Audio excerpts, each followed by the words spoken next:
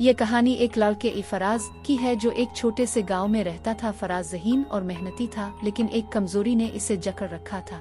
अंधेरे का खौफ। हर शाम जब सूरज गुरूब होता तो फराज एक ही कमरे में दबक कर बैठ जाता। इसके दोस्त मजाक अलिफाड़ती, लेकिन वो कहता, मुझे कुछ होता है अंधेरे में, जैसे कोई है जो मुझे घूरता है। गांव के पास एक पुराना कब्रिस्तान था जो बरसों से वीरान पड़ा था। लोगों का मानना था कि वहां साये बसते हैं। फराज तो दिन के वक्त भी उसके करीब जाने से डरता था। एक रोज स्कूल में उस्ताद ने कहा, कामयाब वही होता है जो अपने सबसे बड़े खौफ से लड़ने का हौसला रखे। ये जुमला फराज के दिल में बैठ गया। इसने फैसला कर लिया कि अब वक्त आ गया है कि वो अपने खौफ का सामना करे। अगली रात वो चुपके से घर से निकला। चांदनी रात थी, लेकिन कब्रिस्तान की तरफ जैसे ही बढ़ा, सारी रोशनी मांद पड़ने लगी। दरख्तों की शाखें जैसे हाथ बनकर इसे रोक रही थीं। ठंडी हवा में एक अजीब सी सरगोशी थी। वापस चले जाओ, लेकिन वो रुका नहीं। आखिरकार वो कब्रिस्तान के गेट तक पहुंचा। दिल तेज धड़क रहा था, हाथ कांप रहे थे। अचानक इसे लगा जैसे किसी ने पीछे से आवाज दी, फराज। वो पलटा, कोई ना था। वो अंदर दाखिल हुआ। कदमों की चाप, पत्तों की सरसराहट और एक अजीब सी खामोशी। कब्रिस्तान के बीच में एक बोसीदा बेंच पड़ी थी। वह वहां बैठा और आंखें बंद करके अल्लाह से दुआ की,